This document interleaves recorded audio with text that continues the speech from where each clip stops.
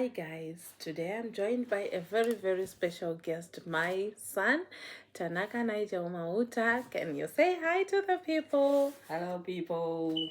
Okay, so Nigel relocated to New Zealand like a year ago, and next week marks a year after he relocated. So, Nigel, how old were you when you relocated to New Zealand? I was 14. Okay, how did you feel about relocation? I felt like it was a torture because I missed my friends. I missed everybody I left at home. Oh, really? Yeah, Ah, okay. So, what is the thing that you missed the most besides friends? I miss my relatives. Oh, Yeah, particularly who? particularly my mother's sister. Uh, Yeah, and my cousin. It's my Okay. cousins. Yeah. All right. So, I just want to know which adjustments did you make when you relocated to New Zealand? Hmm. Yeah. The adjustments. That's a really tough question. Mm, yeah, getting used to the culture. Okay. That was one big hurdle.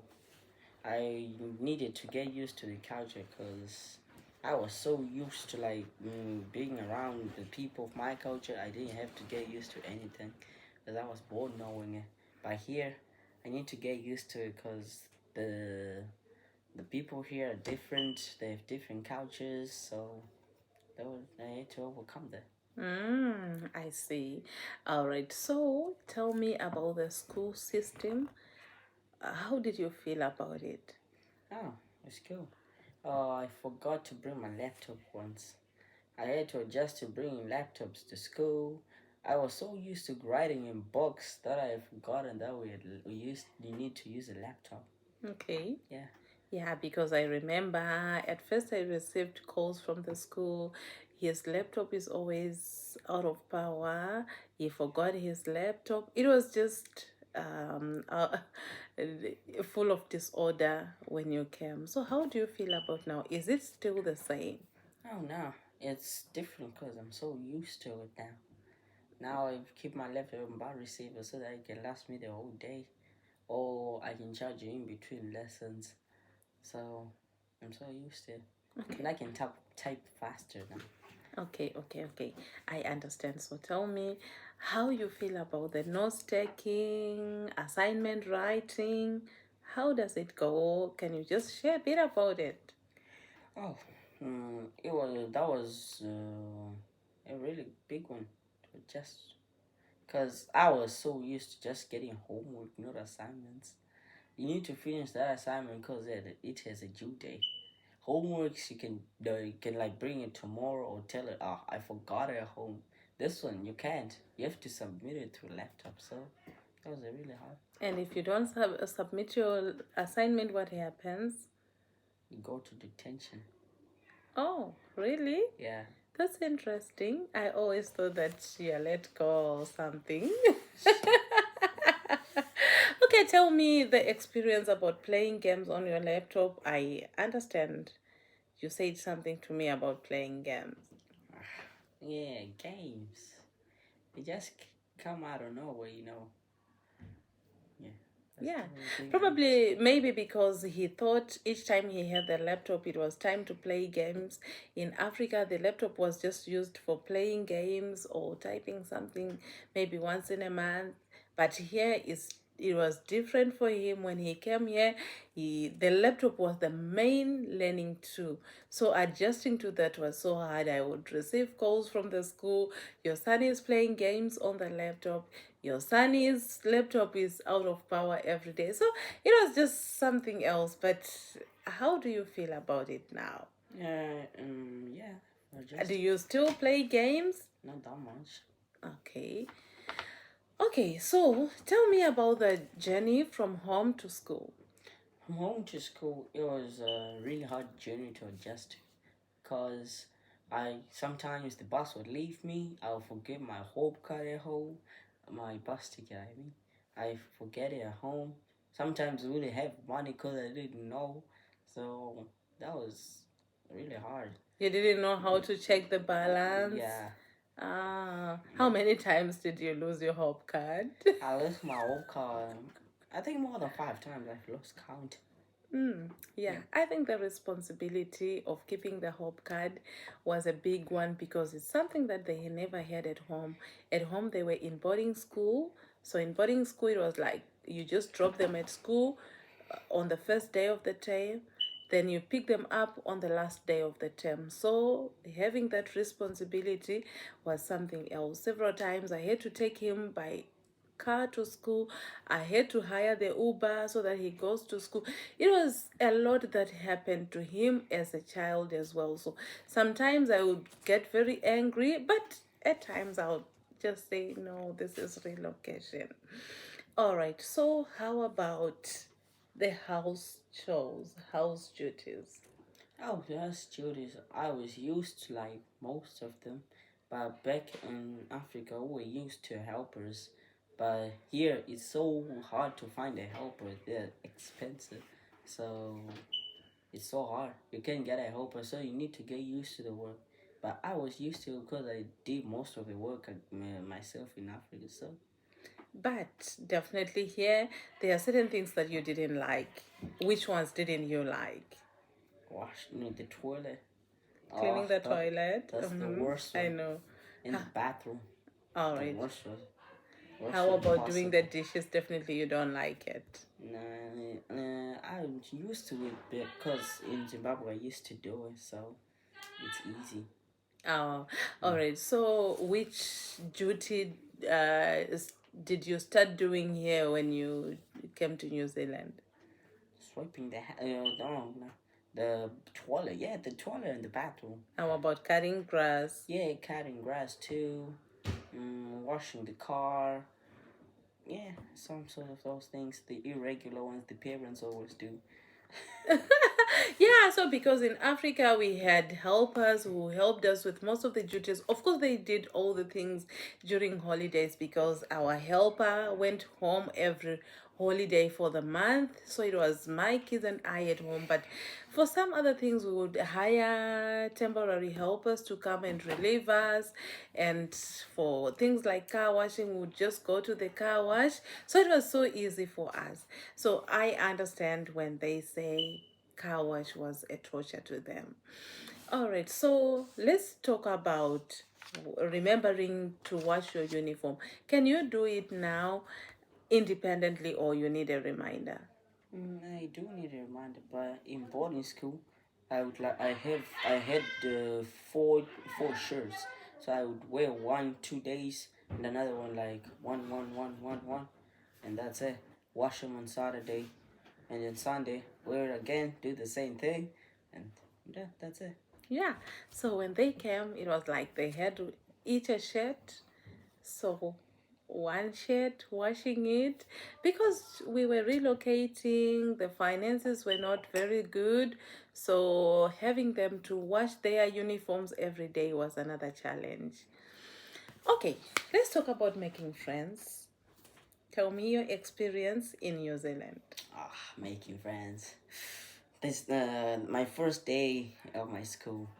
I got in my first class. It was commerce, and then I introduced myself to people, and then I met this one guy. He looked like I finished my class in the same class, right? And then I went to my other class. I thought I saw the same guy there. I was like, what? Do we share the same classes or something? I was like, no, I'm a different guy. I was like, ah. And then I went to PE and I went to English. And the English was third period. And then I started talking to the other guy. And then we just shake hands, we'll be friends. Yeah, my first day I made one friend. Until today, he's still my friend. We haven't done nothing. And now I've made a lot more friends because of the time I spent there. Oh, all right. So tell me, was it easy for you to make friends? Yeah. Yeah, probably because you are an outgoing person, you are a clown at the same time. I remember you told me that they were picking on you. How did you feel about that? There were some guys who picked on you, definitely. Yeah. What did they say and how did you feel about it? Yeah, they were racist. And the first guy reported him, and then I just got so used to it. Now even when they do, I just ignore them because I'll be like, nah, I don't care. What were they saying? The racist stuff. They were Ah, cussing at me. can you talk about it so that your friends out there will learn one or two things? What were they saying? Here in New Zealand, the word nigger is not is racist to black people. So if you hear anybody saying either you report them or you're so used to it, you can just leave it like that, like me. But if they cuss at you, you know that you need to report them. That's what I do. Yeah. So yeah, I understand you said, Mom, they now know that I'm a clown and they cannot do anything to me because I'll always make fun of everything that they see. So I think that is one way he used to deal with his problems. Of course, he had so many problems when he joined the new school, those kinds of words, so many more which he cannot say here, but they said so many words that we also didn't like. But I told him, you know what, you're a big boy. I know you can laugh over everything. So he started laughing over everything. And when the guys realized that he never gets angry, they also realized that he never reports them anymore. They started befriending him. So some of them are even his friends. But of course, it's one of those things that happens to our kids when they relocate. Okay, so what is something new that you have tried? I fry sushi. Sushi. How did it taste for you? For me, it wasn't a great thing. It didn't taste great because the first time I looked at it, I was like, "Oh, what is this?" Because it had like a black surrounding and like I can't what was it, seaweed or something. I'm not really Yes, sure. it's seaweed. Yeah, and they had rice and meat in the middle. I was like, "What?" It tasted it. My mouth was like, "No, don't try this ever again." Now I listen to my eyes more than my brain. Okay, so what do you like? Which new thing did you try and enjoyed? Lasagna. I tried lasagna. I liked it, but I'm not really a fan of cheese, so now it's getting kind of it's getting kind of Oh, okay. So what surprised you when you came to New Zealand? uh there's a thing that surprised me. They talk to teachers like they're friends or like they're brothers and sisters. Then either they cuss at them or they like just be rude. And there's no corporal punishment here. They just leave you like that. They either you go to the principal's office or they just like, I'm warning you, leave it like that. Ah, Yeah. all right. That's interesting. So you are thinking of back home where teachers were like, you have to give them enough respect, but now, yeah, you're like friends. So, guys, this is what your kids need to know. When you come to New Zealand, you're not expecting those firm teachers that were in the classes here. It's like mutual respect, mutual understanding in the classroom, which is something he said, Mommy, I think I like their education because the teachers are so good. And now we were talking about families and other things that you missed. I think you forgot something that you missed, especially about school. What did you really miss about school? Oh, school. Oh, I missed my boarding school life.